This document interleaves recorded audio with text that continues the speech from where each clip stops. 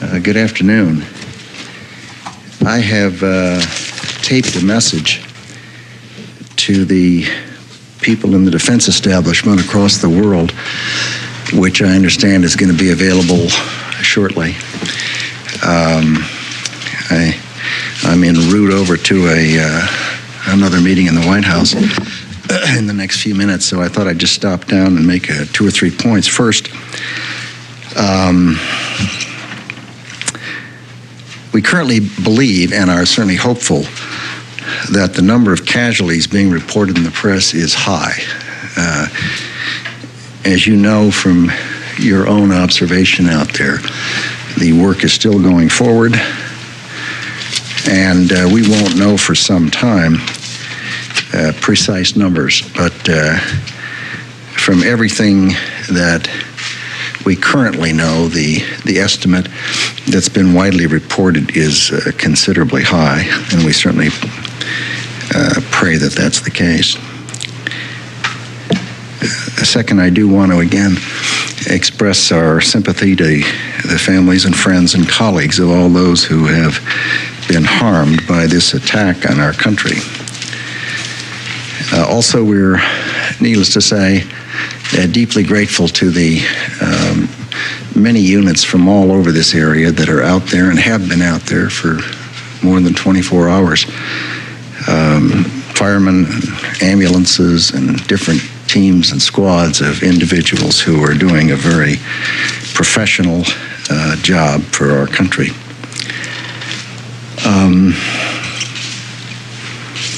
We are, in a sense, seeing the definition of a new battlefield in the world, a 21st century battlefield, and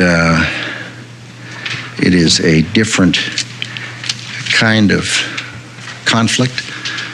It is something that is not unique to this century, to be sure, but it is, given our geography and given our circumstance, it is in a major sense new for this country. Finally, I'd like to say a word or two to the men and women in the defense establishment, most of whom deal with classified information.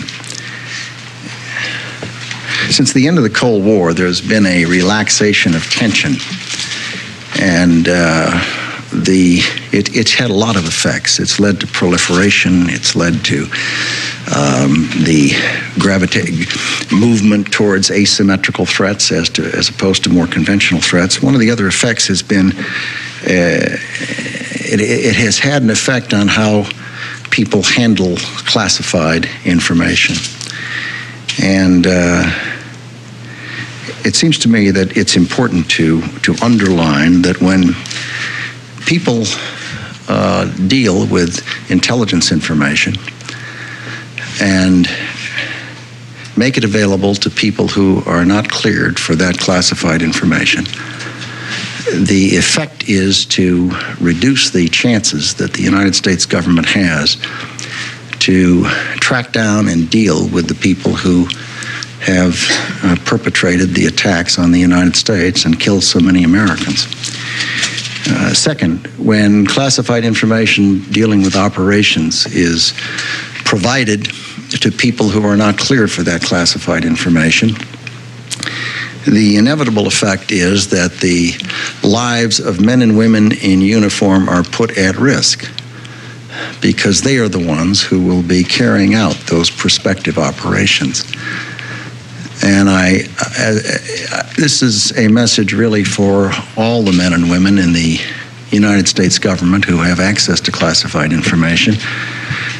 It seems to me that when they see or learn of someone who is handling classified information in a way that is going to put the lives of the men and women in uniform at risk, they ought to register exactly what kind of a person that is. It's a person who's willing to violate federal criminal statutes and willing to frustrate our efforts to track down and deal with terrorists, and willing to reveal information that could cause the lives of men and women in uniform.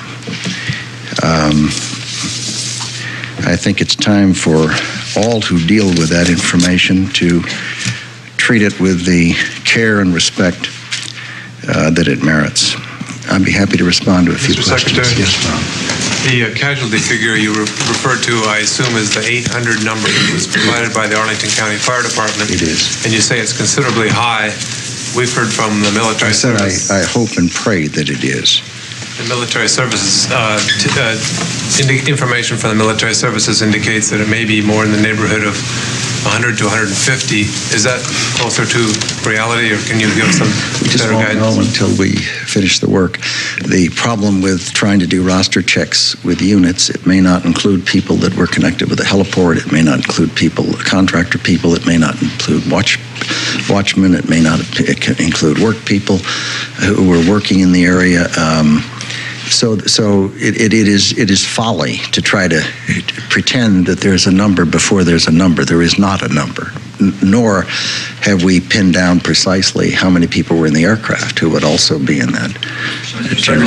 There are some in the Middle East who are saying that the United States does not have the belly to do the kind of response to this attack on the United States that this administration, previous administration, don't have it to go after them in the kind of way that they have to be gone after. Without any specifics whatsoever, help us with the attitude that you go into this process with. Well, I guess time will tell.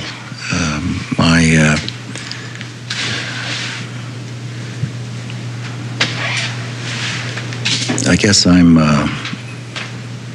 kind of old-fashioned. I'm inclined to think that if you're going to cock it, you throw it, and you don't talk about it a lot. So my instinct is that what you do is you go about your business and do what you think you have to do. I think anyone who thinks it's easy is wrong. I think that it will require a sustained and broadly based effort, and I don't think that people ought to judge outcomes until sufficient time has passed to address what is clearly a very serious problem for the world. And it's not restricted to a single entity, state or non-state entity.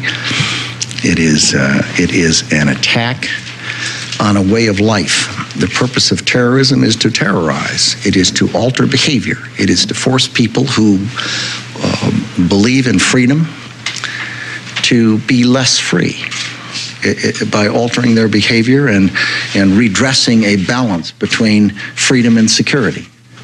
Anyone who's ever been in a war zone, as I know most of you have, you know that when you walk out of a building, you don't walk out with your head high whistling. You look around the corner and see what's out there. And that's not the way Americans live, and that's not the way we want to live. Mr. Secretary, may we ask what, obviously it's cut off for a second, which I kindly left to my colleagues. So we're getting word from reporters at the White House, quoting Ari Fleischer, that the target of the 757 was actually the White House, and also Air Force One was targeted. Can you shed any clarification on that? I'll leave that to the White House. Mr. Secretary, your comments on the handling of classified information, are you suggesting that it's time to move to a more secretive government in which there's less transparency about what it is you're doing? And how does that square with the goal of openness that reassures both our friends and foes around the world that the United States intentions are good? We all know that there's a wealth of material that's classified unnecessarily and doesn't necessarily need to be. Well, as I'm sure you've discovered, I do believe in openness, and I think it's enormously important in a free system with a free press and a democratic underpinning to our wonderful success as a country that we recognize that and respect it. I also know that you're quite right. There are things that get classified that ought not to be classified. But what I said is enormously important, and that is that when classified information is compromised by people who ought to know better, because they're unprofessional or uncaring and perfectly willing to violate federal criminal law and seemingly willing to put people's lives at risk, their colleagues and their neighbors and their friends, I think it's something that should stop. Yes. Secretary, Jim's question, folks, he needs to leave. We need to get you across the river. Last question. Was sloppy handling of classified information, did that play some role in the attacks?